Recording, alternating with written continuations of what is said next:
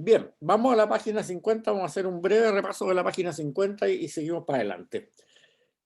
Habíamos hablado que la posibilidad de hacer el relato de la creación se dio en Israel cuando entendieron que esa monolatría que tenían, obviamente cuando tú estás en una situación de una religión monolátrica o politeísta, o cualquier de esos dos casos da igual, tú no sabes efectivamente a quién atribuir la creación del universo y de la humanidad, si al Dios tuyo o al Dios de otra familia o al Dios de otros pueblos, qué sé yo, etc. Pero cuando ya tienes la seguridad que esa monolatría no es tal, ustedes se acuerdan lo que era una monolatría, sino que es un monoteísmo, va a decir que hay un Dios único para todo el universo, bueno, ahí entonces te planteas el problema de la creación. Y en ese momento, a raíz de los profetas, como lo vamos a ver más tarde en esta clase o en la otra, empieza a revelarse esa situación, de darle una interpretación a la creación. Y en el libro del Génesis tenemos dos relatos de la creación, no uno, sino que dos. Uno en el capítulo 1 del libro del Génesis y el otro en el capítulo 2 del libro del Génesis. Ya habíamos dicho de que hay cuatro fuentes que se mezclan en la Torá, en los diferentes libros de la Torá, y que no se escoge una cuál es mejor que la otra, sino que las ponen de las cuatro fuentes en forma paralela. Entonces, en el capítulo 1 tenemos el relato de la creación en la fuente sacerdotal. Y el capítulo 2 tenemos el relato de la creación de la fuente yavista. La fuente yavista es como 400 años anterior o 500 años anterior a la fuente sacerdotal. O sea, el relato más antiguo es el del capítulo 2, no el del capítulo 1. En el capítulo 1, en la fuente sacerdotal, ahí el relato es el relato que todos más o menos conocemos de la creación en 6 días, en que más o menos va siguiendo un orden relativamente lógico. Y el ser humano se crea al final, como culminación de la creación. Y en cada término de cada día de la creación, a medida que Dios ve lo que ha creado, siempre hace el comentario y vio que era bueno. Y al final, cuando crea al ser humano, agrega y vio que era muy bueno. Y la manera de crear el ser humano en el relato sacerdotal, en el primer capítulo del Génesis, es: y Dios creó al ser humano a su imagen. Lo creó a imagen de Dios, lo creó varón y mujer, y los bendijo y les dijo: sean fecundos, multiplíquense y llenen la tierra. O sea, en el relato sacerdotal del capítulo 1 no hay el monito de arcilla, no hay el soplido, nada de eso. Sino que y no hay la costilla tampoco. Entonces, en ese relato sacerdotal, lo único que se dice es eso: Dios creó al ser humano a su imagen. Lo creó a imagen de Dios. Los creó varón y mujer. O sea, varón y mujer juntos. Creados de la nada, no de arcilla, sino que de la nada, igual que creó todo. Y la imagen se refiere a la pareja humana, porque dice: y Dios creó al ser humano a su imagen. Lo creó a imagen de Dios y lo creó varón y mujer. O sea, la imagen de Dios es la pareja humana, cosa que para nosotros no es extraña, porque nosotros concebimos a Dios como una trinidad, o sea, una comunidad de personas, un solo Dios, pero una comunidad de 3 personas. Entonces aquí la imagen de Dios es esta comunidad de 2 personas humanas, un varón y una mujer. Y después está la finalidad de esta creación para los seres humanos. Dice: y los bendijo Dios y les dijo: sean fecundos, multiplíquense y llenen la tierra. Entonces, en este relato de la fuente sacerdotal, el objetivo de la pareja humana es la fecundidad, multiplicarse y llenar la tierra. Vale. En el segundo relato de la creación, que como les digo es como 500 años más antiguo que el primero, que es bastante diferente. Porque no explica cómo crea el universo, lo da por sentado que ya existe. Dice, cuando el Señor hizo la tierra y el cielo, perfecto, ya, cuando lo hizo, no dice si creó la luna, el sol y todo, como dice el relato del sacerdotal, que lo asigna en día, ¿no? Dice en un momento, cuando lo hizo, cuando lo creó, y el cielo y la tierra, ya. Entonces leamos qué es lo que dice. Cuando el Señor hizo el cielo y la tierra, no había aún matorrales en la tierra, ni brotaba hierba en el campo, porque el Señor no había enviado la lluvia a la tierra, ni había hombre que cultivase el campo y sacase un manantial de la tierra para regar la superficie. O sea, nos da como primer escenario, digamos, ya creado el universo, la tierra árida, como podría ser el planeta Marte hoy día, digamos, o menos, una cosa así, ya existente. Entonces, en esta tierra árida, dice, entonces el Señor Dios modeló al hombre, ¿se entiende? Al varón, con arcilla del suelo. Aquí viene lo de la arcilla y la tierracita y la estatuita de arcilla, digamos. O sea, es del segundo relato, no del primero. Modeló al hombre con arcilla del suelo, sopló en su nariz el aliento de la vida, aquí le traspasa su espíritu, como decimos nosotros, y el hombre se convirtió en un ser vivo. O sea, si ustedes se fijan en el relato de la creación que nosotros le enseñamos a sus niños en el catecismo, es mixto. Corresponde a la fuente sacerdotal todo menos la creación del hombre, y agrega la creación de una mezcolanza entre las dos tradiciones para la creación del hombre. Pero eso no sale así en la Biblia, son dos relatos distintos. Entonces, dices, modeló al hombre con arcilla del suelo, sopló su nariz, el aliento a la vida, y el hombre se convirtió en un ser vivo. Entonces, en este planeta agreste, porque todavía no ha creado nada, no existía lo que dice ahí, no existía, no había enviado lluvia a la tierra, ni nada. El hombre se convirtió en un ser vivo. Y cuando ya había creado al varón, entonces dice, el Señor Dios plantó un jardín en Edén, en ese lugar que se llama Edén, hacia el oriente, y colocó en él al hombre que había modelado. El Señor Dios hizo brotar del suelo toda clase de árboles hermosos y de ver y buenos para comer. O sea, crea, en este relato más antiguo, el Yavista, crea al varón en este mundo agreste, y obviamente como no puede comer en un mundo agreste, crea la naturaleza vegetal y lo llena de árboles y plantas que son muy hermosas para ver y también apetitosas para comer. O sea, se supone que en ese momento el varón que existía tenía que ser vegetariano. Y el Señor Dios se dijo, no está bien que el hombre, el varón, esté solo. Voy a hacerle una ayuda adecuada. O sea, Adán estaba aburrido, no tenía compañía. Podía comer apetitosamente, podía efectivamente dar a la sombrita, rico, qué sé yo, pero estaba solo. Entonces el Señor Dios modeló en arcilla, sigue modelando en arcilla, todas las fieras salvajes y todos los pájaros del cielo, y hasta los vegetales estaban, y se los presentó al varón, al hombre. Pero entre ellos, el hombre no encontró la ayuda adecuada. Entonces, para que estuviera acompañado, porque las plantas son ricas para comer y para estar en la sombra, pero no conversan con los varones. Entonces crea a los animales, de la arcilla también. En el otro relato los animales no los crea de la arcilla, es al hombre solamente que lo crea a los varones, a los dos, y ni siquiera eso, no los crea, no dice de dónde. Pero aquí crea también de la arcilla, de una forma parecida a la que creó al varón, todas las fieras salvajes y todos los pájaros del cielo.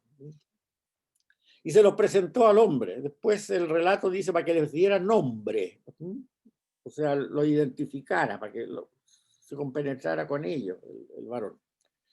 Pero en ellos el hombre no encontró la ayuda adecuada. O sea, era muy entretenido jugar con los perritos y con los gatos y qué sé yo, con los animalitos, pero tampoco podía conversar con ellos. Entonces el Señor Dios hizo caer sobre el varón un profundo sueño y él se durmió. Luego le sacó una costilla y rellenó con carne el lugar vacío. De la costilla que le había sacado al varón, el Señor Dios formó una mujer y se la presentó al hombre. Aquí es una cosa bien, bien interesante y bien extraña también. O sea, Dios se dio cuenta en ese momento, el Señor Dios, como dicen, que lo que había creado está imperfecto todavía. O sea, el varón no podía estar sin tener a alguien que fuera similar a él, con cual pudiera conversar. Esa conversación incluía también el cariño, el amor y la relación sexual, todo eso. Se entiende como conversación también. Por eso forma una mujer. No forma otro varón para poder conversar, no, eso tenemos que tenerlo bien claro, sino que forma una mujer. Ahora, es interesante esto de que le saca la costilla, o sea, en el sentido, no es que la cree derivada, ¿no?, del varón, sino que eso sirve para la frase que sigue, ¿no? Porque el hombre exclamó, dice, esta sí que es hueso de mis huesos y carne de mi carne. Su nombre será mujer porque la han sacado del hombre. Por eso el hombre abandona padre y madre y se junta a su mujer y se hacen una sola carne. O sea, no es un derivado del hombre, es parte de la creación del ser humano conjunto, que le faltaba una mitad. Pero por eso que habla que son una sola carne, o sea, son un solo ser la pareja humana. En ese sentido coincide con el relato sacerdotal que va a venir mucho después, con 500 años después. Son una sola, no es que vayan a ser una sola carne en el momento que se casan, son una sola carne desde siempre. ¿Ya? Y en forma igual, porque son del mismo cuerpo, de la misma realidad.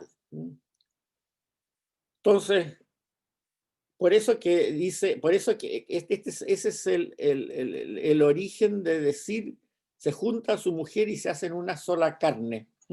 Vuelven al estado cuando la mujer era parte, simbólicamente a través de esa costilla, parte del varón también, en una sola carne ya. Es bien interesante porque siempre se ha pensado de que el relato de la creación, bueno, el relato de la creación obviamente es lo que se llama técnicamente un mito. O sea, un mito es algo que es un relato que es para explicar una realidad más profunda. Obviamente el ser humano no fue hecho de arcilla, no se creó el universo en 6 días, qué sé yo, etc. Pero ese mito, que el objetivo que tiene es enseñar a las nuevas generaciones cuando se escribió esta cosa hace 3000 años atrás, no está, es muy inteligente, está muy bien hecho, porque hay 3 verdades que es la que trata de explicar este mito y que queda muy clara cuando esto se aprende y se estudia, como los niños chicos lo escuchaban cada cierto tiempo a sus rabinos, qué sé yo, etcétera, etcétera. Primero, las 3 verdades, y las más importantes, son que Dios creó todo, el universo, el ser humano y todo, por su propia voluntad.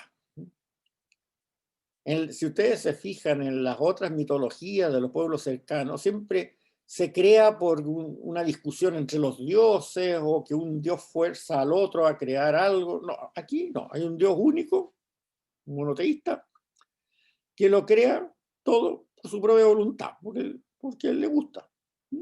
Nadie lo obliga.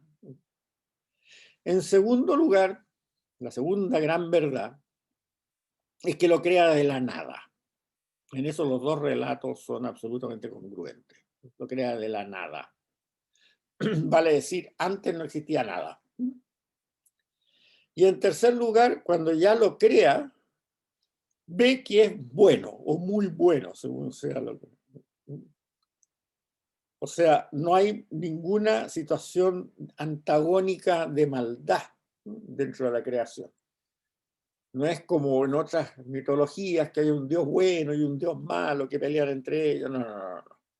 Aquí hay un solo Dios que crea todo porque se le ocurre lo crea de la nada, lo hace existir de la nada, y tercero, ve que le resultó bien, que es bueno. Incluso en este arreglito que tiene que hacer en el relato de Yavista, digamos, ¿no es cierto?, de complementar la creación del varón con la creación de la mujer de la misma carne de los dos, como dijéramos, de la misma estatuita de arcilla. Y esas son las tres verdades que trata de inculcar este mito. Ahora, evidentemente, se hace este relato mitológico para que esas tres verdades queden claras, que es el fondo de lo que está revelando, digamos. Pero es algo tremendamente inteligente. Y lo curioso es que a medida que ha avanzado la ciencia, se ha visto que este relato, que se consideraba prácticamente algo irrisorio hace 100 o 150 años, no es nada tan irrisorio, porque la creación de la nada y la creación en ese momento del tiempo también, que es lo que hablábamos cuando hablábamos al principio, ¿no es cierto?, de lo que era el concepto de eternidad en el Antiguo Testamento, coincide plenamente con la teoría del Big Bang. O sea, el Big Bang es una explosión, ¿no es cierto?, que le funciona a una partícula de tamaño infinitesimal, que es lo primero que existió, pero con una energía interna infinita que explota y va esto derramando toda esta materia que al principio son gases a una temperatura espantosamente alta que se van cristalizando y formando planetas, estrellas y todo lo demás. Ahora, esa teoría del Big Bang es de más o menos unos 80 años atrás, y hoy día ningún astrónomo duda de eso, digamos, ningún físico, por lo menos nadie se le ocurrió una teoría mejor. Y coincide un poco también con la esencia que está aquí detrás, porque como alguna vez lo conversamos también en estas clases, y algunos colegas ingenieros, ¿sabes?, que asistieron también habían escuchado lo mismo. La física no puede saber lo que ocurrió antes del Big Bang, porque antes del Big Bang no existía el tiempo. No se puede ir más atrás de eso, se puede ir hasta milésimas o micronésimas de segundo después del Big Bang, pero nada más. Pero queda otro punto, ¿no?, que también decía, bueno, ya, ok, entre paréntesis, el Big Bang, la teoría la inventó un astrónomo, un físico astrónomo, que era sacerdote católico, un belga, Lemaitre. Ustedes lo pueden ver en la Wikipedia por ahí, y al principio nadie le hizo caso, pero porque además iba en contra de algunos presupuestos que hizo Einstein en ese momento, pero al poco andar le dieron toda la razón. Entonces este sacerdote físico, astrónomo Lemaitre, belga, fue el que ideó la teoría del Big Bang, pero no desde el punto de vista religioso, sino que desde el punto de vista que explicaba muy bien algunos aspectos de la teoría de la relatividad de Einstein, que Einstein no sabía mismo cómo explicarlos. Eso. Pero queda un punto. El punto que nadie, que todavía nadie podía hacer una simbiosis entre estos relatos y lo que decían los científicos, era el punto de que en estos relatos claramente la humanidad deriva de una sola pareja. Y eso para la teoría de la evolución no era muy lógico, porque la teoría de la evolución significa que todo va evolucionando y de repente en alguna parte del mundo ocurre que una pareja de seres vivientes en ese momento empieza a tener características propias por la evolución nomás, que son ya, se pueden decir que son de una especie distinta. Y eso puede ocurrir simultáneamente en partes del mundo que no estén relacionadas entre sí. O sea, nadie puede decir nadie podía pensar que como la evolución va creciendo de forma pareja, ese mismo cambio de especie, de que algún mamífero X dio origen al ser humano, no pudiera ocurrir simultáneamente en varias partes. Y que se fueran acercando poco a poco a la misma especie nueva. Pero resulta que hace más o menos como 10 años o 15 años, se descubrió algo que yo no se lo voy a poder explicar muy bien porque no soy experto, pero ustedes lo pueden ver en la Wikipedia, en todo eso. Que los seres humanos en las células tienen una cosa que se llama la mitocondria. Vino el descubrimiento de lo que es la parte genética, los genes, cromosomas y todas esas cosas. Y la mitocondria se transmite en los seres humanos por el lado materno solamente, no por el lado paterno. Y estudiando la mitocondria, se descubrió que todos los seres humanos descendemos de la misma mujer. Una mujer de raza negra que habría vivido no sé cuántos miles de años o decenas de miles de años atrás en la zona más o menos de Etiopía. Y eso hoy día es algo que ya nadie lo discute. Y a esa mujer se le llama hoy día la Eva mitocondrial. Ustedes lo pueden ver después en la Wikipedia. La Eva mitocondrial. Como les digo, no les puedo explicar más porque es algo que supera mi conocimiento, pero es muy interesante. O sea, es algo que muestra que efectivamente este mito que escribieron los judíos ahora 3000 años atrás para explicar la creación, alguna revelación de arriba tiene. Porque es muy raro que hoy día, después que siempre se ha considerado como una fábula, resulta que hay dos hechos importantísimos que están a tono con esto. Esto del Big Bang y lo de la Eva mitocondrial. Y lo de la Eva mitocondrial se publicó ahora unos 15 años atrás, o 18 años atrás, que es una mujer de raza negra que habría vivido por allá por Etiopía, no sé cuántos miles, decenas de miles de años atrás. Y que esa mitocondria la tienen todos los seres humanos que deriva de esa mujer y no la tiene ningún otro animal. La mitocondria es distinta, esa parte no la conozco. Entonces no es tan disparatado este asunto. Hay que tenerle más respeto a los relatos bíblicos por mucho que sean de 3000 años atrás. Bien, entonces tenemos que en este segundo relato de la creación, que aparece después porque es el más antiguo, el orden de la creación es el universo con este planeta árido, después se crea el hombre, después se crean las plantas, después se crean los animales y después se crea la mujer. O sea, ese es el orden, que al revés que en el relato que sale antes, que es posterior, en que el hombre es creado al final como pareja. Bien, vamos a pasar ahora a lo nuevo. El problema del mal, porque al poco andar el ser humano, como tiene libertad, escoge, se rebela contra el orden establecido. También tenemos ahí un mito que explica todo esto, pero que vamos a ver que tiene bastante de realidad. Dios les da una limitación que es no comer del árbol, el fruto del árbol del bien y el mal.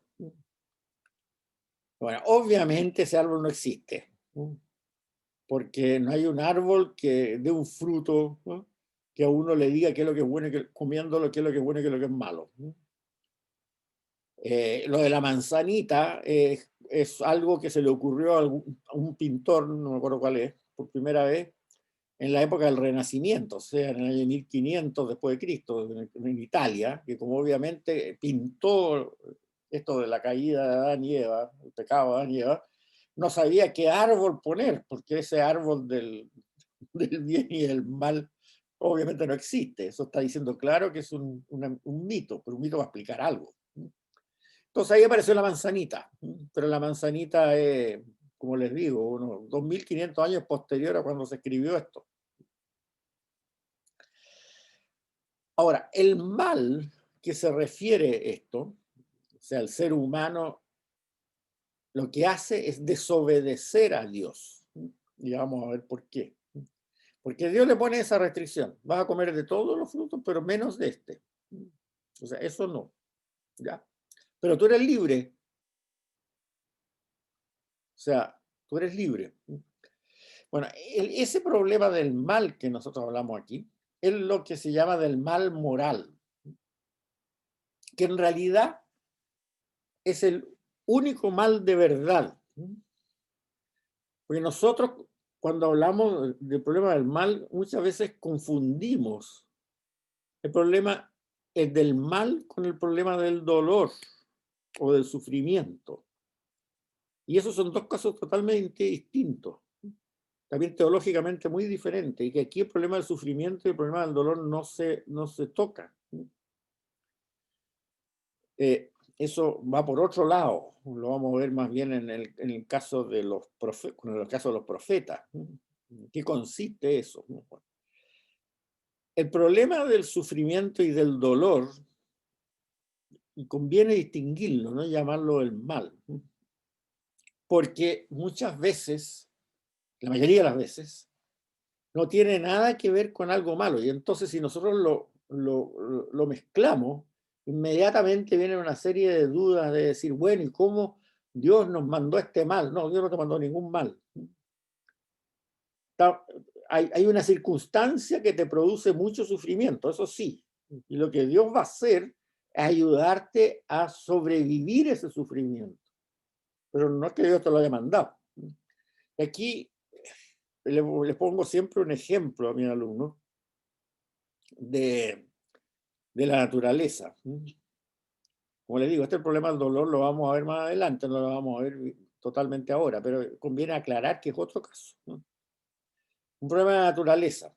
Ustedes seguramente han visto en las películas que dan en la televisión sobre el Nat Geo, que sea la naturaleza, y son muy buenas, muy bonitas. El caso típico de una manada de ciervos que anda por las praderas ahí en África, y de repente llegan un grupito de leones,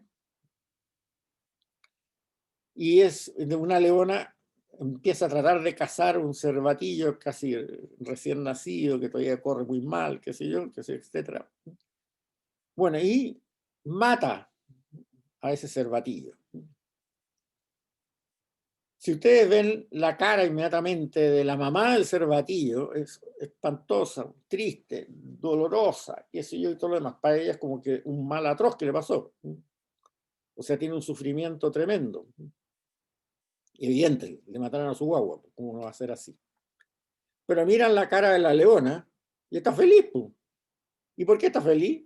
Porque le va a llevar alimento a sus cachorritos, que si no le lleva alimento se mueren también. Entonces, lo que es malo para la mamá sierva es muy bueno para la mamá leona. Entonces, ¿es un problema de maldad o es un problema de ley de la naturaleza lo que está ocurriendo? No es un problema de maldad, es un problema de regla de la naturaleza, que efectivamente a la mamá cervatillo le causa un dolor espantoso, pero a la mamá leona y a sus cachorritos le provoca una alegría tremenda porque con eso van a poder vivir. Entonces, este hecho es una consecuencia de una ley de la naturaleza, ¿no? Y las leyes de la naturaleza, por definición, siempre son buenas, porque sirven para mantener esa naturaleza en óptimas condiciones. Y de hecho, los que filman esa escena en ese momento, del National Geographic o de la ONG que sea, tienen prohibido estrictamente alterar ese hecho. Porque ellos podrían espantar a la leona y con eso salvar al cervatillo. Pero eso lo tienen prohibido. ¿Por qué? Porque esto lo que está ocurriendo es un hecho natural que es derivado de una naturaleza sabia, en que el ser humano no tiene que intervenirla, porque ahí se produce un desequilibrio. El ejemplo más claro de estos desequilibrios que provoca el ser humano es cuando en el asunto esto ¿cómo se llama? De estos líquidos que echan para matar las pestes en las plantaciones, ¿no es cierto? Los desinfectantes, no sé cómo se llaman. Para el ser humano dice que es fantástico, porque con esto evito las plagas, los pesticidas, evito las pestes, y con eso las plantitas que tengo van a van a crecer mejor, que sí, etc. Eso es lo que se pensaba. Pero hoy día se han dado cuenta que eso también mata a las abejas. Y al matar las abejas provocan un problema gigantesco, porque entonces no hay polinización y los campos se secan a largo plazo. Entonces, la naturaleza para que funcione, y esa naturaleza, tal como dice el relato de la creación, el primero, Dios vio que era buena en la forma que la había organizado, requiere una no intervención, porque esa ley de la naturaleza, que es buena, significa un equilibrio entre las diferentes habitantes de esta naturaleza, desde los bichitos que son las pestes, pasando por las abejas, pasando por los cervatillos y los ciervos, y pasando por los leones, y qué sé yo, todas estas cosas, que cuanto menos intervengan, mejor. Entonces, por eso que no tenemos, y este ejemplo después lo vamos a desarrollar más, no tenemos que confundir el problema del dolor y del sufrimiento con el problema del mal. El problema del mal se refiere al mal moral, al mal que hace una persona producto de su libertad para hacer daño a la naturaleza o a otra persona, por decisión propia. Ese es el mal. No es no es el caso del sufrimiento humano. El sufrimiento humano, el sufrimiento de la mamá Cervatillo, que sé yo, o la mamá Leona, es algo que puede ocurrir por muchas causas, y ahí la actitud de Dios no es que envíe nada malo, no es que Dios le envió la mamá leona al pobre ciervo para que se lo comiera, no fue así. La mamá leona, para alimentar a sus niños por el olfato, se dio cuenta que había un ciervito y dijo, qué bueno, aquí le llevo comida a mis cachorritos. Pero no lo mandó Dios a comerse al cachorrito, la mamá leona. No inventemos cuentos de ese tipo.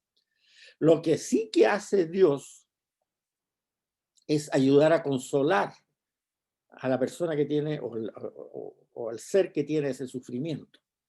Esa es la ayuda. Esa es la ayuda.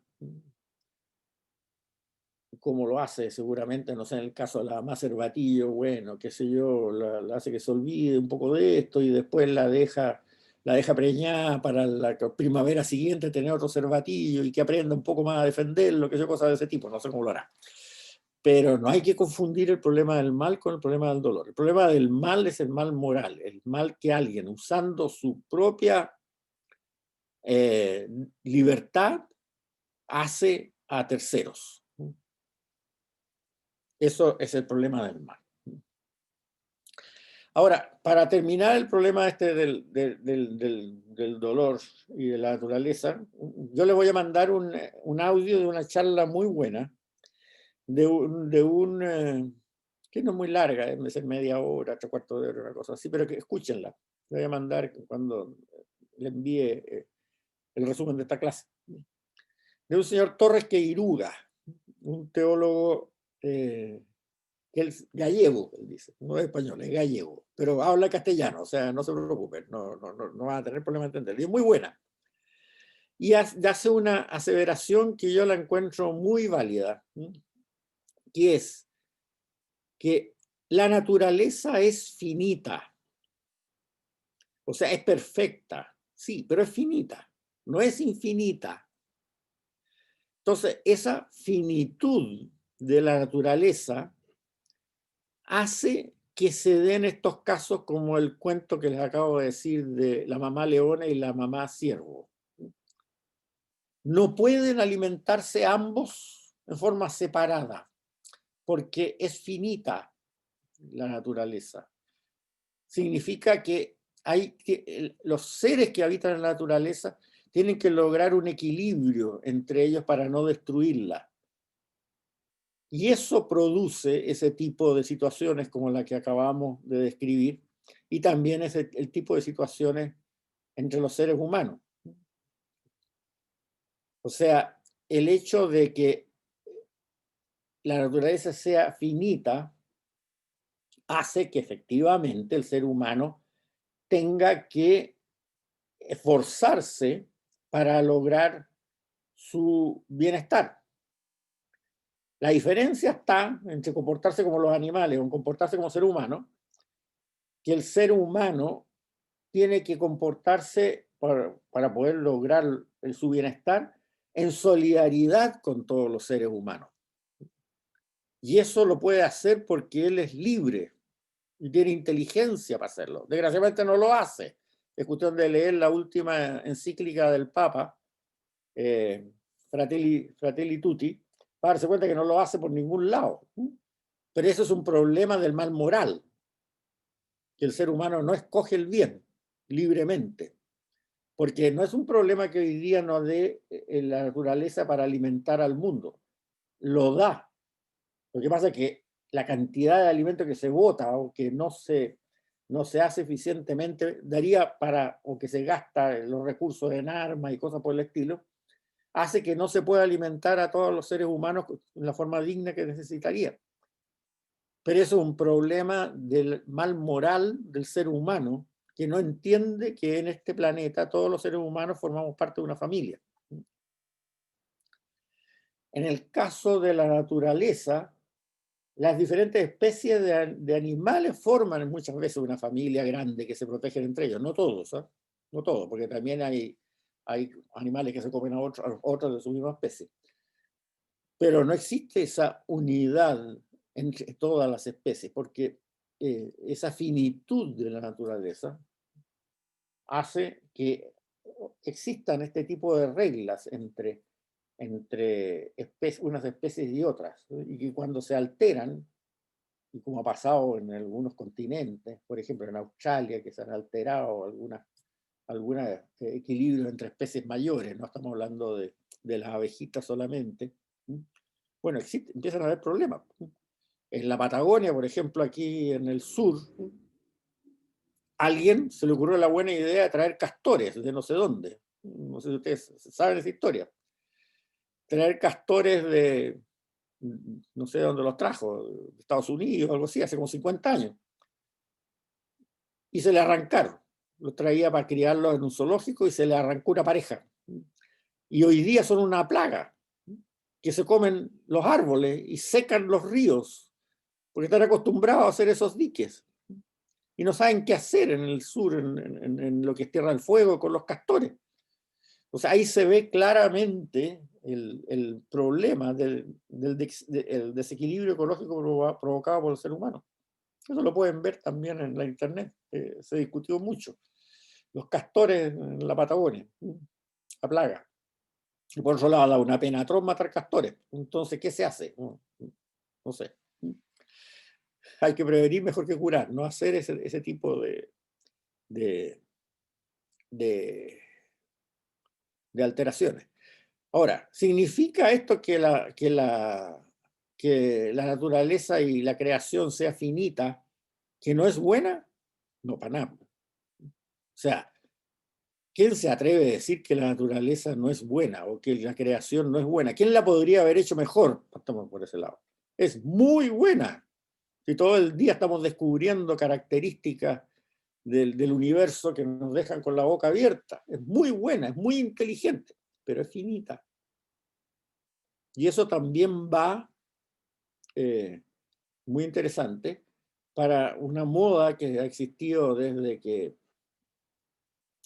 que hubo un filósofo judío muy importante en la época del Renacimiento que se llamaba Baruch Spinoza.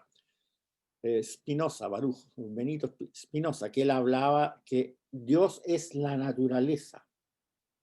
O sea, lo que hoy día se llama la religión del New Age. No, porque la naturaleza es finita. Si la naturaleza fuera divina, sería infinita.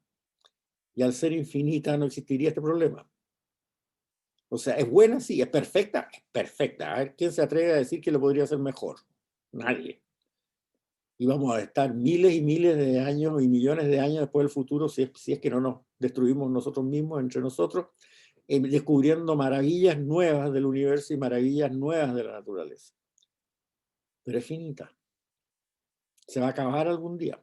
Y eso lo saben los astrónomos y lo saben los físicos. Va a llegar un momento que del Big Bang vamos a pasar al Big Crunch, que se llama, en que se va a volver de nuevo a condensar todo hasta que se llega a una sola partícula y de ahí se va a acabar el tiempo.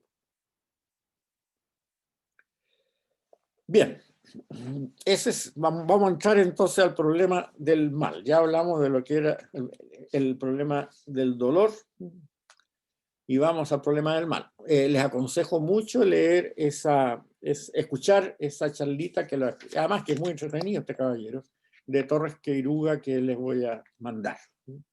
Juan Ignacio, ¿te puedo preguntar algo? No faltaba más, pregunta nomás. Es que mira, no sé si es que entendí mal o no, pero esto de que y Dios vio que era bueno, y esto de no intervenir, a pesar de que estos nos produzcan dolor o sufrimiento, si es que esto es así como entenderlo en el caso del sufrimiento humano, esto de no intervenir. A ver, en el caso del sufrimiento humano de no intervenir, depende de qué tipo de sufrimiento sea, digamos, ¿no? Porque, qué sé yo, si tú estás sufriendo por una enfermedad, obviamente toma remedio, eso es una intervención, pero nadie te dice que no tomes remedio, digamos, y trata de mejorarte, eso es una cosa clara.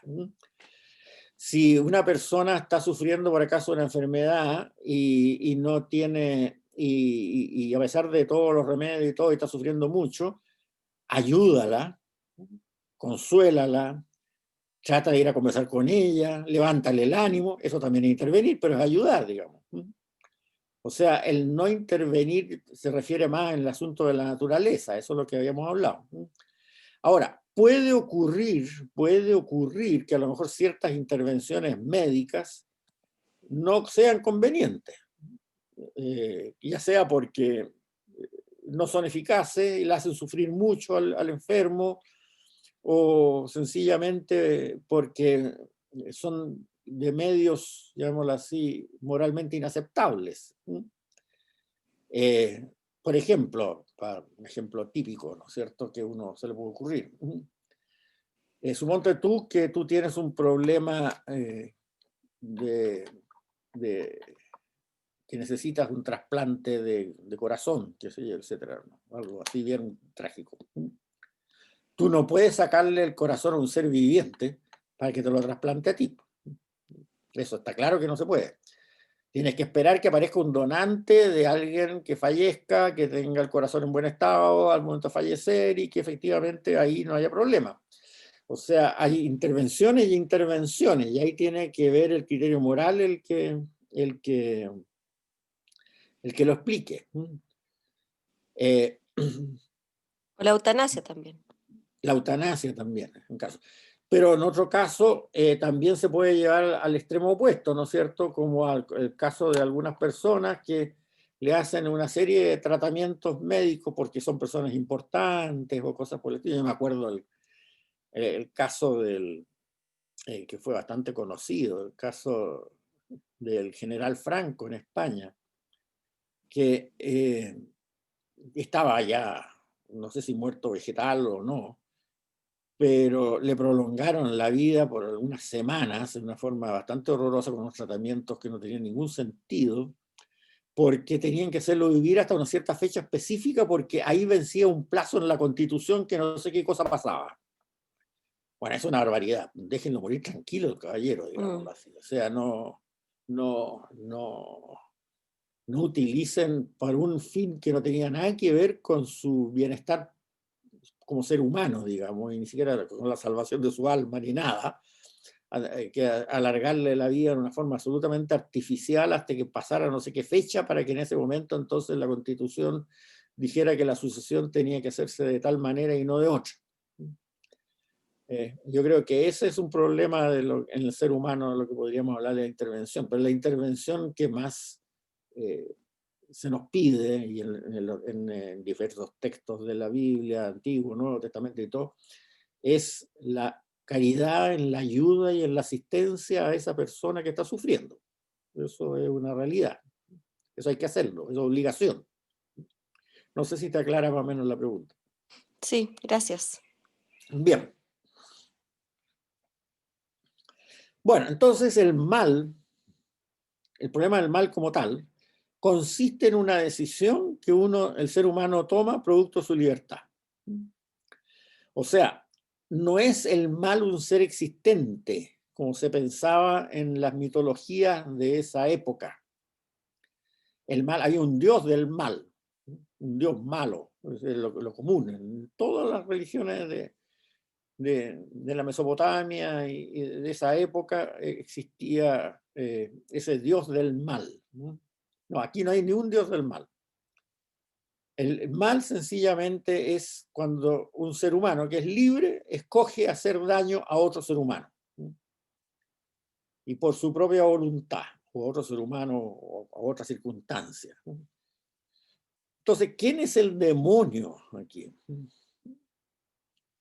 El demonio no es un dios del mal ni nada por el estilo. El demonio es el tentador.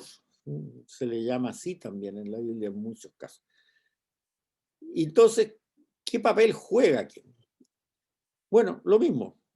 El demonio es un ser superior que existió mucho antes que existiera la creación de los seres humanos. No dice de dónde existió. Nosotros lo pensamos como ángel caído, bueno, una manera de imaginarse, pero no lo dice de dónde. Pero es un ser inteligente, no humano, inteligente, que existió en algún momento, que tuvo capacidad de decidir hacer el bien o el mal, igual que la tuvieron Adán y Eva en el relato mitológico del paraíso, y decidió hacer el mal.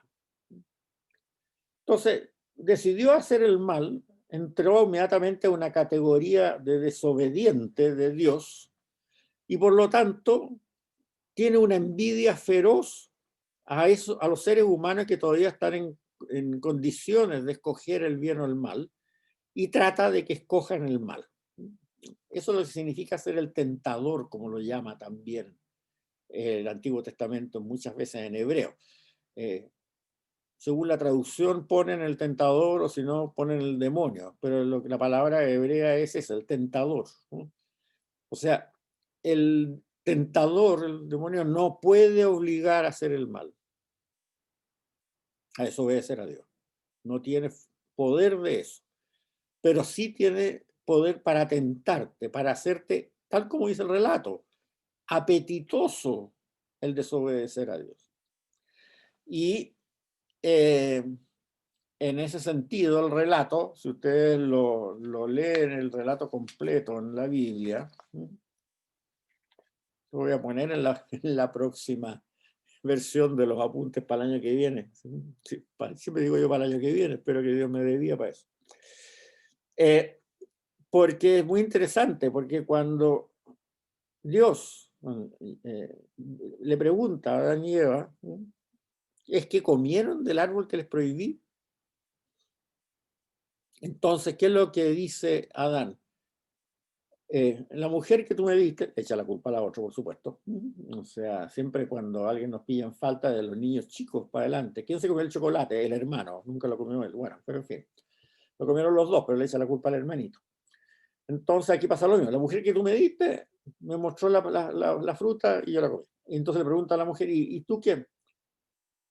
¿Por qué lo hiciste? Entonces Eva le dice, es que la serpiente me hizo ver que era muy apetitosa. Y ahí está claro el relato. O sea, el demonio lo que hace es tentarte y hacerte creer que el hacer el mal, el desobedecer a Dios, es apetitoso. Eso es lo que puede hacer, ¿no? Pero la decisión la tomas tú. Eso tenemos que tenerlo muy claro. Por lo tanto, el mal no es un ser existente, sino que la cualidad de una acción de un ser humano. Eso tengámoslo muy claro. Perdón, Juan Ignacio. Sí, dale nomás. El demonio es un ser. Sí, sí, sí, sí, sí, sí. Está claro. Es un ser, no sabemos si, no lo explica de dónde viene, si es un ángel, que después, eso del ángel caído lo inventaron mucho después, para explicarse la pregunta que tú, para responder la pregunta que tú dices. O fue una creación de seres inteligentes que existió en un planeta que ya desapareció, no sabemos, no sabemos, pero no importa. Es un ser existente, no cabe la menor duda, lo dice el Señor muchas veces en el Evangelio, cuya acción por envidia, porque nos tiene envidia porque todavía nosotros estamos en capacidad de elegir. Esa es la envidia que tiene. Él se da cuenta que si hubiera elegido bien cuando tuvo esa capacidad, no estaría en la situación que está. Pero tuvo la capacidad de elegir, eligió mal, se le acabó el tiempo para arrepentirse y ahora está en una situación con una envidia feroz y que trata de que nosotros cometamos el mismo error de él. O sea, nos hace apetitoso, nos muestra como apetitoso el hecho de elegir algo que Dios nos dijo, eso no se debe hacer. ¿Puedo hacer una pregunta? Sí, claro. Hola, lo que pasa es que hay personas, que no sé si esto es una tontera, pero lo voy a preguntar igual, ¿ya? Hay personas que hablan de que hubo otra Eva, que se llamaba Lilith. Lilith, sí. ¿Es una tontera esto o tiene algún fundamento? Lilith aparece en un relato judío por allá más o menos unos 300 años antes de Cristo, o sea, infinitamente posterior a esto. No tiene ningún asidero bíblico. O sea, que hubo efectivamente una mujer que fue creada antes de Eva, que se llamaba Lilith, que era muy rebelde y que después está tentando yo creo que está tentando a los seres humanos. Fue castigada. Yo creo que tratan de dar una representación al demonio, pero es una historia, yo te diría, apenas 300 años antes de Cristo. Incluso se desarrolló más la historia esta en un sabio judío por allá del año 800 después de Cristo, que hizo una novela sobre Lilith, pero no tiene ningún asidero bíblico. No tiene ningún asidero bíblico. Pero es bueno que le haya hecho la pregunta, porque se rumorea por ahí y también uno lo puede ver en la Wikipedia, eso está claro. Don Juan Ignacio, otra consulta frente al demonio, que se le acabó el tiempo. ¿Puede explicarme un poquito más sobre eso? Porque, no sé, yo viendo la misericordia de Dios, de repente estoy pensando en muchos demonios que de repente quisieran como dar, si se han dado cuenta de que Dios es quien es, ¿por qué no darse vuelta si nosotros todavía tenemos, bueno, nosotros estamos vivos, pero el ser humano siempre tiene oportunidades, incluso habiendo hecho las peores aberraciones, de aborto estoy hablando, de asesinar, o da lo mismo. De hacer el holocausto, por ejemplo.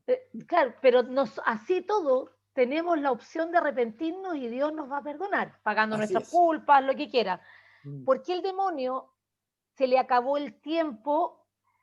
¿Y por qué el demonio, no sé, porque de repente que ganar, que atroz lo que voy a decir, pero de rezar por un demonio para que pudiera convertirse? Sí, Cecilia, nadie te lo impide.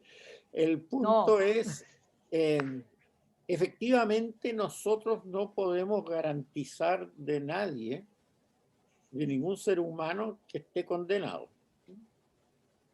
Porque en el último instante se pueden haber arrepentido y eso lo sabe Dios y lo sabe Él nomás. Ni Judas. Eso es real. Eso es Judas. Así. Eso es así. No podemos saber nadie que se haya condenado. ¿Ni Judas? Anda tú a saber cuando estaba colgado o ahorcado si se arrepintió. Eso no lo podemos saber. Eso lo vamos a saber cuando lleguemos al otro lado y preguntemos por él. Pero, o sea, lo que dice Cecilia es cierto. Pero es cierto que también, que a pesar de eso, que nadie sabe cuántos condenados hay, pueden ser muchos, pueden ser pocos, no sé. El tiempo es finito, se nos acaba. O sea, puede ser que en el último milisegundo antes de que se nos acabe el tiempo, efectivamente, Dios nos perdone porque la persona se arrepintió brutalmente. Eso es posible, pero el tiempo es finito. Y al demonio le pasó, el tiempo era finito también. Pero el demonio no tenía el tiempo nuestro, o sea, entiendo así. Sí, no, ha sido otro tiempo anterior, ¿eh? Pero... No existe un Evo que es distinto a nuestros tiempos, no. Sí, efectivamente tú tienes pues como razón. muy loco lo que estoy diciendo, ¿no? No tiene nada de loco, pero Eso lo sabremos después. Lo sabremos cuando lleguemos arriba, ahí veremos, ¿no? Quiénes se salvaron, quiénes no se salvaron. No. Estoy hablando frente al demonio. O sea, sí, el hombre lo tengo claro. Estoy como enfocándome, hice el paralelo con el hombre porque es lo más cercano para poderlo comparar. Sí, no sé. Esa cosa de todas maneras no tiene respuesta. Algún día, como te digo, cuando estemos al otro lado, sabremos cuál fue la historia de ese demonio. Pues en este momento, lo que ha hecho la imaginería, pero muy posterior, o sea, la imaginería de la época del Renacimiento, hace 1500 años, una cosa así, es hacer toda esta historia de la revolución de Los Ángeles, y a Miguel ahí peleando con el demonio y que lo arroja para abajo, que está lleno de los vitrales de las iglesias, digámoslo así, antiguas, de esta historia. Pero eso es una imaginería popular hecha 1500 años después de Cristo, digo, no está en ninguna parte en la Biblia. Solamente en la parte sabemos que hay un Señor, y en general todavía bueno, a estas alturas del partido solamente uno, después van a ser varios, pero en este momento es uno. Que tuvieron la posibilidad de elegir, eligieron mal, y están envidiosos y quieren que nosotros elijamos mal. Esa es la historia, no podemos saber más. Después veremos. Pero Gracias. buena la pregunta. A ver, Tere Serrano, ¿quiere hablar algo? Sí, quería preguntar entonces, que me quedó la duda, ¿el demonio no sería este ser que encarna el mal?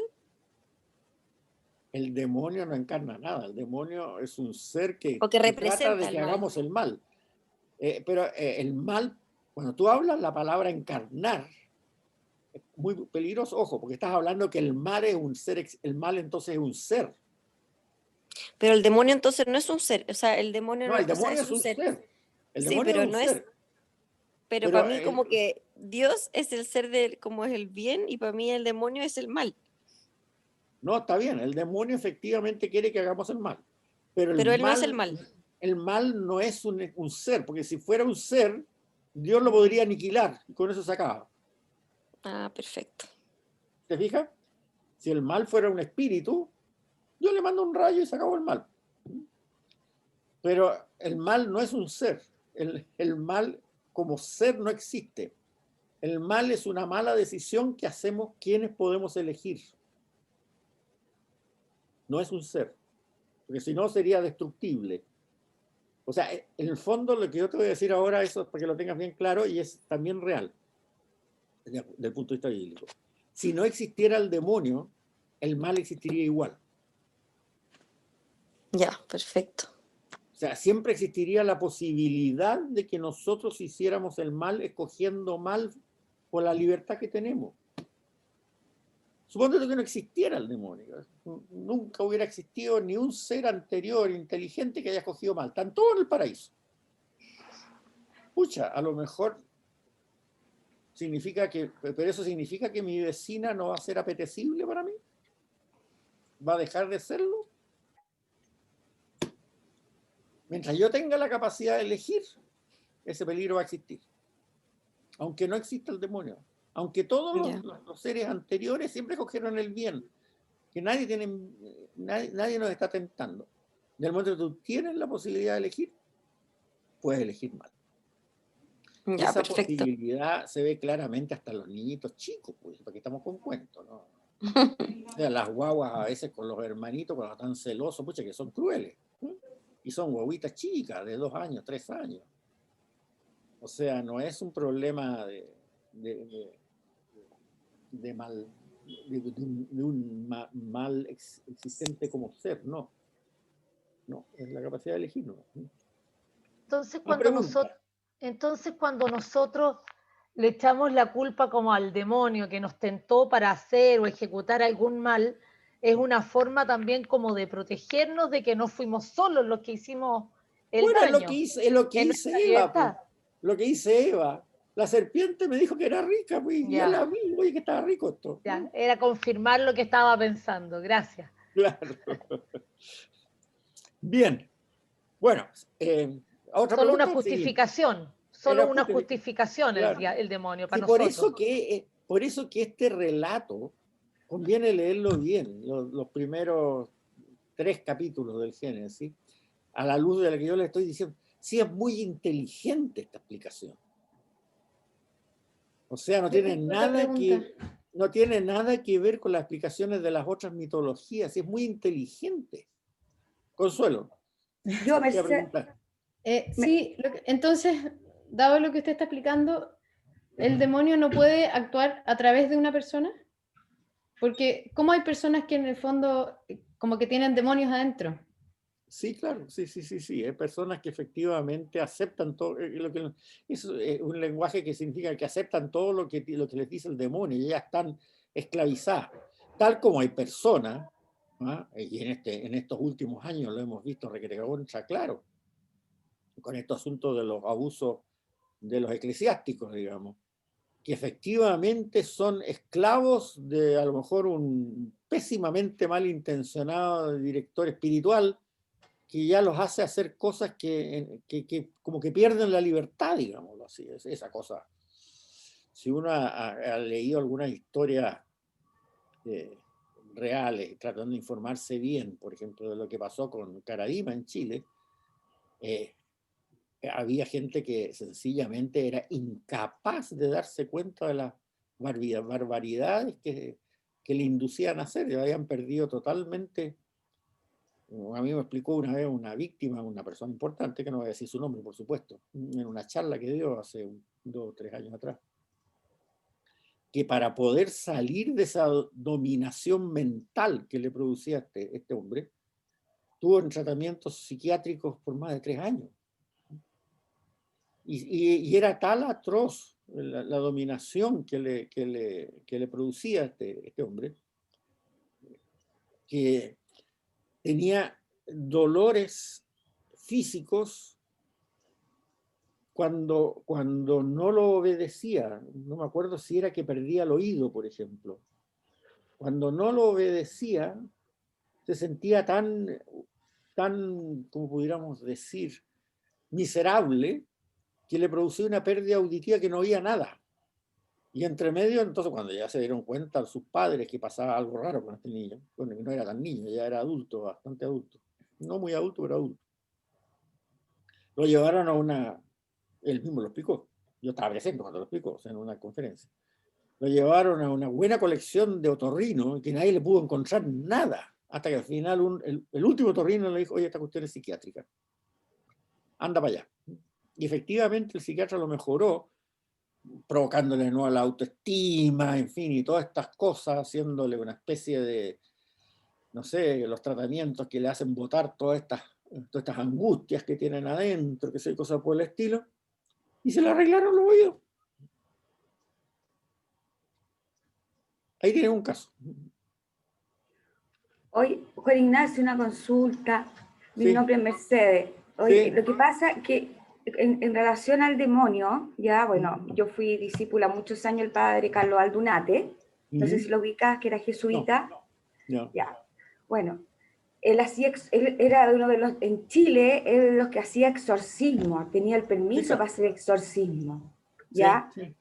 Y bueno, y yo me metí en todo el grupo de sanación interior y todo, y el mal como mal, no sé si estaré equivocada, pero es un ser que realmente ataca. Por eso Sí, el demonio, ese es el demonio, o sea, el mal no es un ser, es un demonio que te ataca, sí, eso es cierto.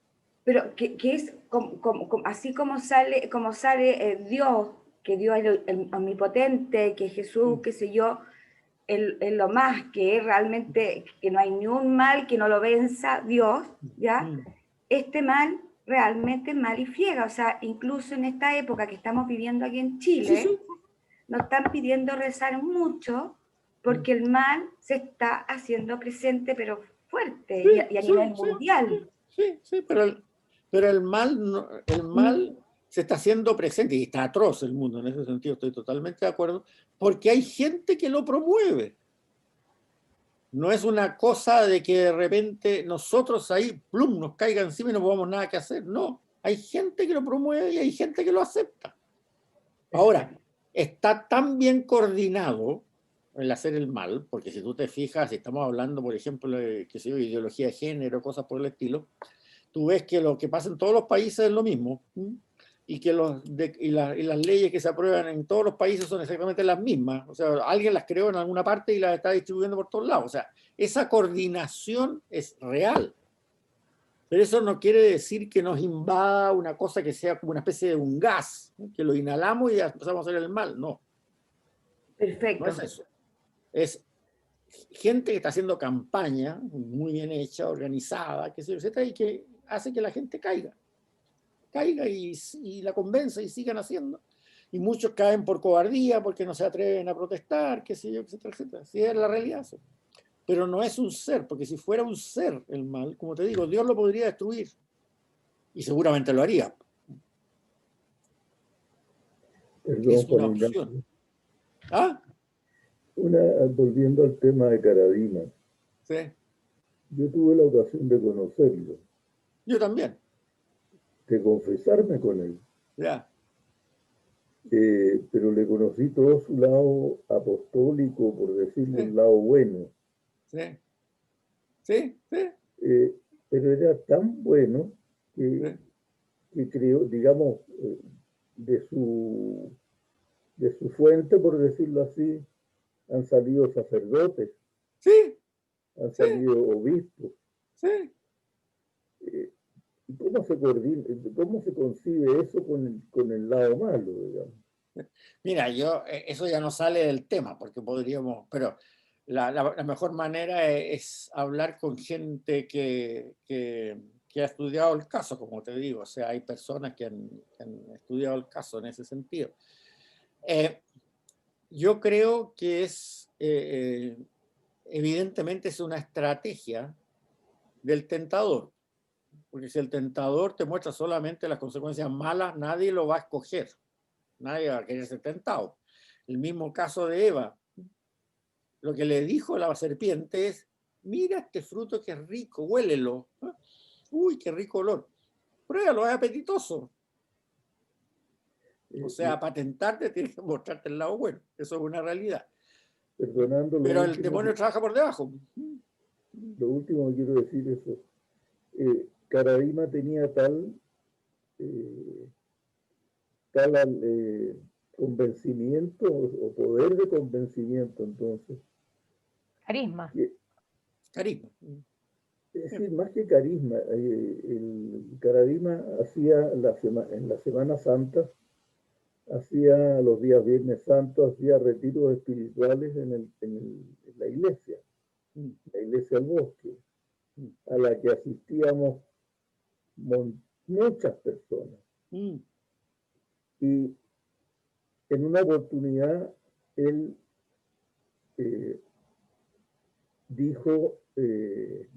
hizo presente, digamos, de lo que se decía, que cuando se reúnen dos o más, yo estaré presente, que fue, digamos, como Dios va a estar entre nosotros. Fue tan místico, por así decirlo, no sé, pero yo por primera vez entendí esa frase y la sentí esa frase dentro de 300, 400 personas que habíamos ahí. O sea, tenía un lado muy bueno, por así decirlo. Era parte de su estrategia. Fíjate que, bueno, pero él estaba dominado entonces por el mal. Eso, o por el demonio. ya te digo, no soy experto en el tema. Yo lo que te estoy contando es lo que escuché de una persona que me inspira absoluta confianza y que además no es el único. Efectivamente, de todos los sacerdotes que formó Karadima, una parte importante, no sé cuánto, será un 15%, un 20%, han renunciado al sacerdocio. Sí. O sea, se nota que es porque se sintieron manipulados. No es el 100%, no es el 80%, pero para que ocurran, creo que un 20, un 25, por ahí, han renunciado. Y han renunciado porque se han dado cuenta, después de recibir ese tratamiento psiquiátrico, sé yo, que lo ha hecho gente católica, o sea, no son psiquiatras al lote. Se han dado cuenta que fueron manipulados. O sea, es lo mismo que pasa, digamos, mira tú el caso del nazismo en Alemania, era igual, porque había mucha gente que pensaba que esa cosa era extraordinaria y después se dieron cuenta que no era tal. O sea, la presión sobre la masa es muy fuerte de la gente que quiere hacer el mal. Bueno, sigamos. Espero que más o menos les vaya quedando claro el panorama. Lo importante es que no es un ser el mal. Y lo importante es que este mito, que está en los 3 primeros capítulos del Génesis, en realidad, si uno lo entiende bien, está a años luz de las explicaciones de las otras mitologías de su época, y es muy inteligente, porque no exige que haya un Dios malo, sino que se muestra claramente cuál es el problema en la libertad humana, y muestra muchas cosas que yo he tratado de más o menos explicárselas ahora. Ahora, ¿qué significa comer del árbol del bien y del mal? También lo dice claramente el relato este. Quiere ser capaces de la persona decidir qué es lo que es bueno y qué es lo que es malo. O sea, en el relato del Génesis, el que decide qué es lo que es bueno y qué es lo que es malo es Dios. Y eso lo hace a través de lo que la Iglesia ha dicho después, de lo que se llama la ley natural. La ley natural que más o menos se ve que el ser humano la tiene como dijéramos de nacimiento, digámoslo así, para decir de una forma, ¿eh? A pesar de que culturalmente obviamente se puede erradicar, cuestión de ver lo que hizo Stalin o lo que hizo Hitler. Pero más o menos todas las civilizaciones tienen la misma idea, algunas ideas básicas, como ser la lealtad a la familia, que nosotros llamamos honrar padre y madre en los mandamientos, la lealtad a la familia, a la tribu, eso la tienen todas. El no matar también es algo que tienen más o menos todos. El no robar también es algo que más o menos tienen todos. Qué sé yo, etcétera. Eso es lo que se llama la ley natural. Entonces, esa es una ley que pone Dios y que la va sistematizando en las distintas etapas de la revelación. Pero el significado de este mito de comer del árbol del bien y del mal significa decir, no, yo no voy a hacer caso a esa ley natural, sino yo como persona voy a decidir qué es lo que es bueno y qué es lo que es malo. Entonces, cada ser humano pasa a ser juez universal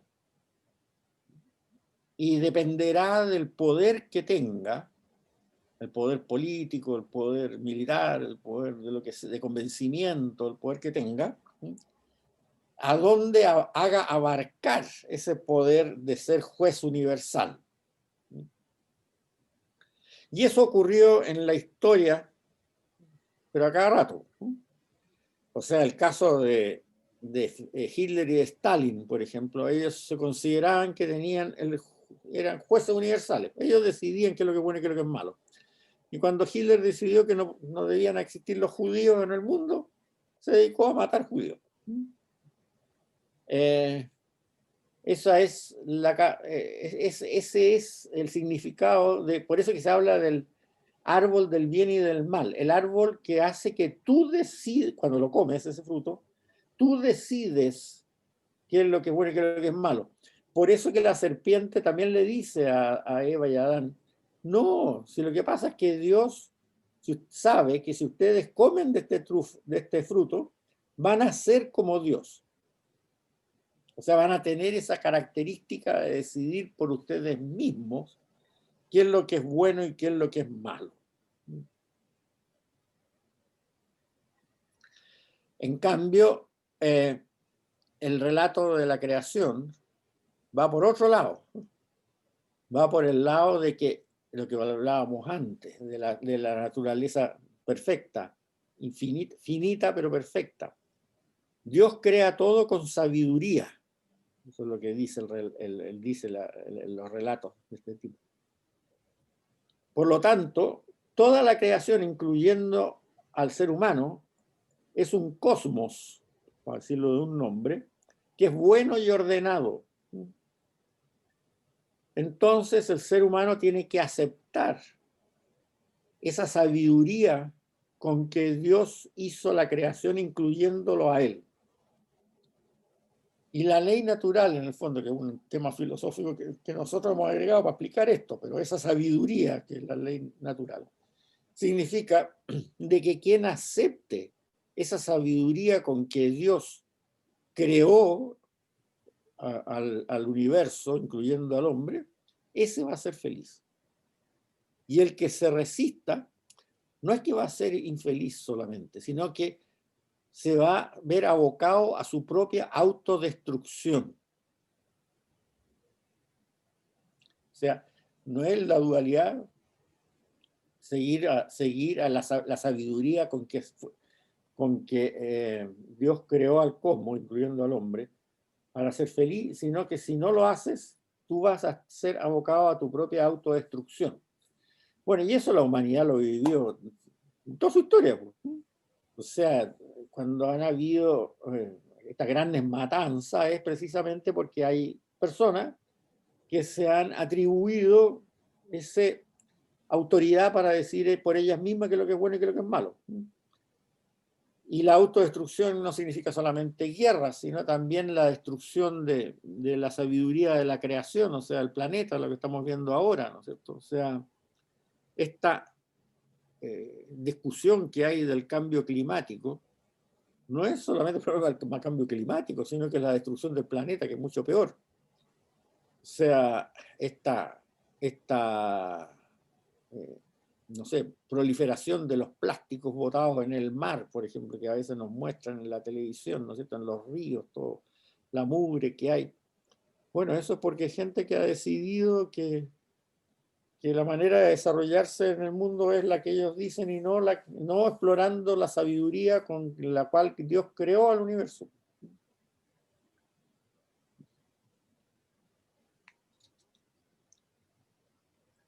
Bien. Ahora, esta tentación, no creamos que de decidir lo que es bueno y lo que es malo, no es solamente algo que existió en el pasado, aunque sea reciente, con estos líderes atroces como Hitler, Stalin, qué sé yo, sino que sigue hoy día también. El ser humano está en un camino muy peligroso en este momento, porque en vista a una cultura que se quiere dar de una excesiva cuantificación de los derechos de los derechos de cada persona, sin preocuparse de las relaciones entre las personas, ha empezado a confundir lo que es moral con lo que es legal. Y eso es un problema gravísimo, porque en realidad el comportamiento humano no puede estar solamente sometido a lo que es legal, porque la legalidad la hacen los hombres y los seres humanos se pueden equivocar o pueden estar mal orientados o pueden querer hacer el mal. Hay muchas leyes que son injustas, eso está clara.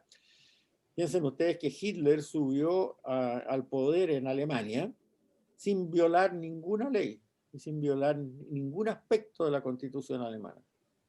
Hizo todo lo que hizo en forma absolutamente legal. O sea, transformando la legalidad de acuerdo a los quórums oficiales.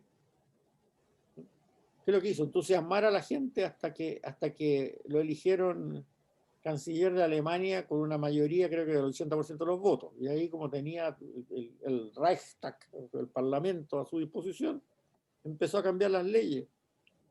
No fue algo así como sucedió en Rusia con una revolución, por ejemplo. No, fue absolutamente legal. Todo lo que hizo fue legal. Y todo lo que hizo fue moral. Y aquí nosotros, cuando me refiero aquí, me refiero en el mundo hoy día, estamos exactamente en el mismo problema. Estamos confundiendo lo moral con lo legal. Incluso a nivel chico, a nivel de las empresas, por ejemplo. Bueno, yo trabajé casi 50 años en diferentes empresas. Y una cosa que siempre me llamaba la atención, en todas las empresas había un departamento legal. Y era muy estricto, eso sí. La gerencia siempre decía que todo lo que teníamos que hacer tenía que ser visado por el departamento legal. Incluso acciones de marketing, cosas por el estilo. Pero en ninguna de las empresas que yo trabajé había un departamento moral. O sea, ¿qué es lo que dice la ley? ¿Se puede hacer? Sí, lo hacemos. Pero a lo mejor era una barbaridad el puesto de una catedral, y en la mayoría de los casos ocurre así, muchas veces. Entonces, el confundir lo legal con lo moral es un problema tremendo. Y eso es lo que estamos viendo hoy día, digamos, en la mayoría de los países del mundo. O sea, las leyes del aborto, las leyes de la ideología de género y todas estas cosas, muchas veces son todas legales. Pero, ¿para dónde van? Ese es el problema. El aborto empezó con la típica ley de las 3 causales en los primeros 3 meses. Después siguió ya en la mayoría de los países europeos, Estados Unidos, Canadá y todo esto, el aborto libre, sin restricción de tiempo. Y aunque ustedes no lo crean, lo pueden ver también en internet, en varios parlamentos, entre ellos el de Holanda y el de Australia, se está discutiendo ya la ley de lo que se llama el aborto extrauterino. ¿Qué es lo que es el aborto extrauterino? Bueno, se han hecho estudios médicos, no sé de qué valor, pero con una tendencia ideológica absolutamente clara, que dicen que la guagua recién nacida no tiene concepto de persona propia, no sabe un yo. Y el yo recién lo adquiere como al 3.º o 4.º mes de existencia. Entonces el aborto extrauterino significa que tú puedes abortar, entre comillas, una guagua nacida, siempre que sea antes de cuando esa guagua ya tiene conciencia del yo. Juan Ignacio, ¿puedo hacer un comentario? Espérate, déjame terminar porque ya todo esto. Entonces, ya te nació una guagua con algún problema médico que no fue detectado cuando estaba en gestación, por lo tanto no se abortó, o que salió que tenía muchos cólicos o algo por el estilo. Si está antes de los 3 meses, la llevas a una clínica abortiva y después cargas otra, a ver si te sale mejor. Eso se está discutiendo, hay proyectos presentados en el Parlamento hoy. Y yo les apuesto lo que quieren, yo no lo voy a ver, porque ya por mi edad no voy a llegar a esa edad, pero ustedes son gente joven. Pero bueno, aquí todas las personas que veo son extremadamente jóvenes al lado mío. Les apuesto que de aquí a 20 años, eso ya va a ser ley en muchos países y vamos a estar discutiendo en el Congreso chileno también. Y 20 años me puedo ir para ser largo, a lo mejor mucho antes. Isabel, tú me ibas a preguntar algo. No, yo no le iba a preguntar, solamente le iba a comentar que en el estado de Nueva York, hoy por hoy, gracias a la senadora Hillary Clinton, está aceptado, me consta lo que le estoy diciendo, lo pueden buscar en Wikipedia, como dices tú, que me parece muy bueno, la decapitación en el momento del parto, sí. La muerte por decapitación, pero eso ya está aceptado, no es que se esté tramitando, y es gracias a la senadora Hillary Clinton. Sí, y te voy a aclarar más, porque incluso sale hasta la máquina como lo decapitan a la pobre guagua, salen fotos por ahí en la Wikipedia. Es lo mismo, y ¿cómo lo hicieron esto? ¿Con qué truco legal? Es lo mismo que ¿usted ha oído la ley de los pies mojados y pies secos? Sí. La ley de los pies mojados y pies secos es para los inmigrantes. Para los inmigrantes. ¿Qué dice? Cuando llegaban estas oleadas de botes de Cuba, qué sé yo, y todo lo demás a Estados Unidos, si la persona tenía los pies mojados, o sea, se tiraba del bote al agua nadando o ya podía pisar en tierra, eso era rescatarlo del mar. Y por lo tanto lo tenían que rescatar, pero era un rescate marítimo. Por lo tanto lo devolvían a su país de origen. Pero sin embargo, si tenía los pies secos, o sea, quiere decir que esa persona había desembarcado en la playa y estaba en la playa cuando lo tomaron preso ya la parte seca, entonces era una persona que buscaba asilo. Y por lo tanto no lo podían deportar, sino que tenían que hacer un trámite de asilo, ver si correspondía o no correspondía, etcétera, etcétera. Esto de la decapitación de las guaguas recién nacidas es lo mismo. La ley dice que si la guagua todavía tiene los pies en la vagina de la mujer, ahí la pueden decapitar, porque no ha nacido completa. Pero si la guagua ya salió para afuera, ahí no la pueden decapitar. Esa es la ley de la Hillary Clinton. Qué desastre. ¿Y por qué decapitar? Un encanto mujer, ¿no? Porque se supone que la guagua sacó la cabeza. Sí. Entonces, corta el cocote.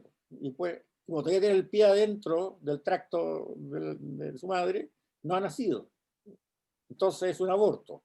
En cambio, si ya salió completa, ahí la podrían hacer cualquier cosa, dispararle un balazo, no sé, lo que tú quieras. Ya. Pero ya nació, entonces no la pueden matar. Es un Qué horror. ser vivo, un ser existente, una persona con root, podríamos decir aquí en Chile. Ajá, con Ruth. Qué desastre. Bueno, eso por eso les digo, o sea, no pensemos que con esto se daba, este mal generalizado, se daba solamente en el pasado reciente con estas dictaduras o algo por el estilo. Estamos nosotros también recibiendo este mal a través de una forma mucho más sutil hoy día. Una forma mucho más sutil, mucho más sutil. El padre Cantalamessa, en su libro sobre la bienaventuranza, lo dice bien claro esto. En el Apocalipsis existen, y eso lo hablé eso en el caso de cuando vimos el Apocalipsis en el Nuevo Testamento.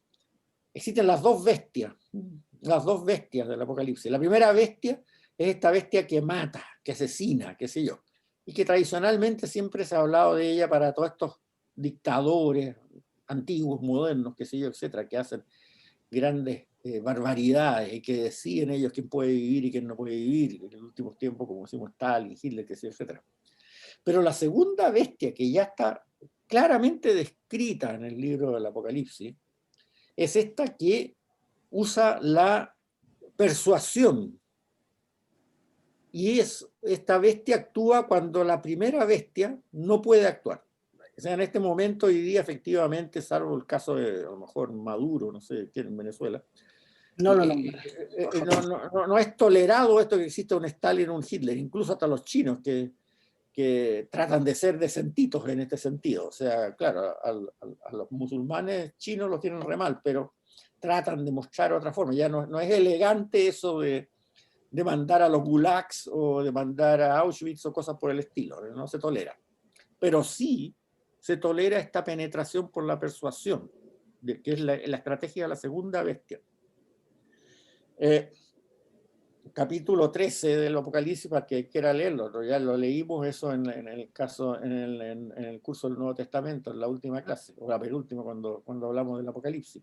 Está claramente definida las dos estrategias y es bien interesante porque la Biblia le achunta en muchas cosas, si uno las quiere ver, tal como son. Eso de que, bueno, que el Apocalipsis dice que el mundo se va a venir abajo en 3 años más, no, eso son leceras. Pero estas estrategias de persuasión, de tentación, del tentador, como le dice la Biblia, son clarísimas. Son clarísimas. Hoy día estamos en el dominio de la segunda bestia, eso está claro. Los hijos de las tinieblas son más astutos que los hijos de la luz. Sí, claro que sí. Eso lo dice claramente.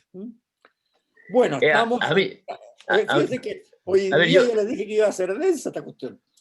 Ya. Ya estamos terminando la clase y hemos avanzado 2 páginas nomás. Pero yo creo que era buena esta discusión. Era buena. Yo perdón, aunque no tiene mucho... Te voy a dejar hablar, no te preocupes. A ver, ya. Pero para que ustedes tengan claro, repasen todo hasta la mitad de la página 53. Porque después vamos a ver de otros casos, el caso de la Torre de Babel también, que es un buen ejemplo de todo esto mismo, antes de seguir a los profetas. Pero no quiero meter en la Torre de Babel porque no va a tener tiempo. Alguien iba a hacer una pregunta, un caballero por ahí. Sí, yo quería decir, aparte de todas las cosas que se han dicho, respecto del rechinar de dientes y el mismo evangelio de mañana, sí. Los que han hecho esto y los que han hecho... Y entonces la cuestión de, no ya el diablo, sino el infierno, que hoy día se piensa, diríamos, como un padre bueno va a permitir que alguno de sus hijos esté eternamente condenado. Yo creo que es un problema de misericordia versus justicia. O sea, va a haber rechinar de dientes, no cabe la menor duda. O sea, alguien efectivamente de alguna forma, si no ha reconocido que ha hecho el mal y se ha empecinado hasta el último segundo, es muy probable que se le respete su decisión en el fondo. Sí. A ver, el infierno nosotros lo hemos llenado de llamas, de calderas y cosas por el estilo, pero tal como dijo muy claro el Vaticano II, y también lo recalcó San Juan Pablo II, el infierno es el lugar donde estarán aquellos que han decidido no hacerle caso a Dios y alejarse de Él. Olvidémonos de las llamas y de todas estas cosas. A lo mejor no tiene ninguna llama, no tiene nada. ¿Sí? Sino que es más o menos como decir, oye, esta persona dice, no, yo no quiero saber nada de lo que me dice Dios. Yo voy a hacer mi voluntad, eso es lo que me dé la gana. Y todo lo que dice Dios, no, para nada. Chao. Vete, yo no te quiero a ti, Dios en mí. Yo decido lo que yo quiero hacer. Y esa persona sigue así, sin arrepentirse de esa decisión que tomó hasta el momento que se murió, y por lo tanto sin arrepentirse, sin nada.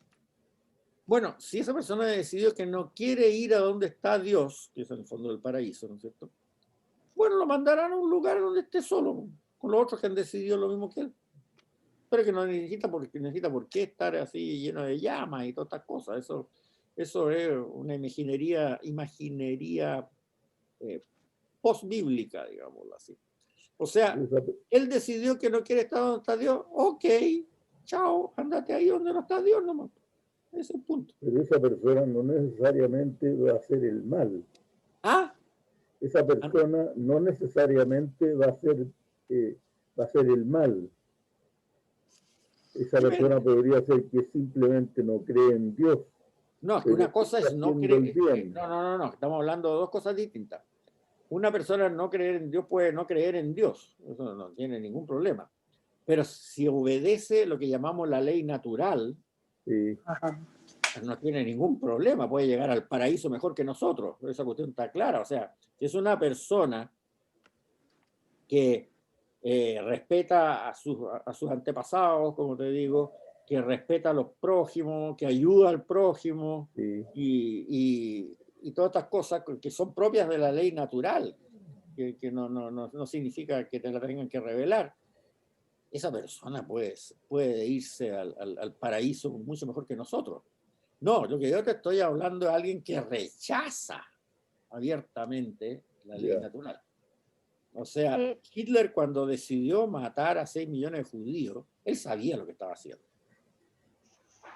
Él sabía lo que estaba haciendo. Y cuando Stalin mató a más de 4 millones de ucranianos por hambre, también sabía lo que estaba haciendo. ¿Se pueden haber arrepentido al último minuto? Sí, se pueden haber arrepentido al último minuto. Por lo tanto, no sabemos dónde están. Eso está claro. Pero en el caso hipotético de que alguien hizo barbaridades de algún tipo semejante, aunque no fueran tan voluminosas, y insistió en que él no aceptaba hacer otra cosa que no fuera lo que él quería en este sentido, hasta el último instante de su vida, por lo tanto no aceptaba acercarse a Dios, lo mandarán a un lugar donde no está Dios, no necesita ser ese lugar con tormento, no sé si me entiendes, pero el tormento más grande va a ser estar ahí, estar alejado de Dios. Gracias. Bien, ¿más preguntas? Sí, el alma seguirá, nosotros seguiremos siendo, cuando nos moramos, seguiremos siendo, poder aplicar la libertad, porque con lo que yo escucho sobre, por ejemplo, cuando uno se va al purgatorio, es uno la que no se encuentra pura para poder entrar al cielo, entonces debe purgar. ¿Ya? Es lo que entiendo. Ya lo veremos eso. Estaremos siendo libres. Pero y después, el que se va al infierno seguirá siendo libre para poder actuar como él quiera, que el que está en el cielo seguirá siendo libre No sé, preguntó si Esa sabe algo. esa parte, estamos recién en los primeros capítulos del Génesis, no te apresures. Pero hay varios puntos ahí que son interesantes que se va a ver después. No te olvides que el problema, por eso que les digo, escuchen la charla de Torres Queiruga, el problema de la finitud de la creación en que estamos inmersos hoy, desaparece al momento, para nosotros, al momento de morir, ya sea para bien o para mal. O sea, entramos a un universo paralelo, como se diría hoy día por los físicos, en que ya ese universo paralelo no es finito, es infinito. Por lo tanto, la situación cambia radicalmente. Pero veámoslo con calma, pues. Ya, gracias. Bien, muchas Con gracias. Ignacio, lo último, Sí. la estrategia de la primera bestia, ¿cuál era? Porque la segunda es la persuasión y la de la La primera, primera ¿cuál es matar. La guerra, Es la sangre. guerra, Ay. es matar. Es destruir al que piense distinto físicamente. Ya, perfecto. Y listo. Capítulo 13 del Apocalipsis, 13 creo que es, ¿no? Bueno, véanlo, los apuntes del Nuevo Testamento, ahí está explicado mucho más claro. Los apuntes ustedes los pueden sacar y si no me los piden. Si alguien no ha hecho el curso del Nuevo Testamento y lo ha hecho solamente del Antiguo, pídanme los apuntes, se los mando, no tengo ningún problema. Ah, a mí me interesa. Y además el curso del Nuevo Testamento entero está en YouTube. Busquen por Juan Ignacio Caís, así Juan Ignacio Caís completo en YouTube, y ahí está entero. Cualquiera lo quiera hacer. ¡Pum! Ya, ¿estamos? Muchas gracias, Juan Ah, Ignacio. muchas gracias. Chao. Juan Gracias. Ignacio, Gracias. Juan Ignacio, perdón mi atraso. Gracias. Gracias. Chao. Gracias. Hasta luego.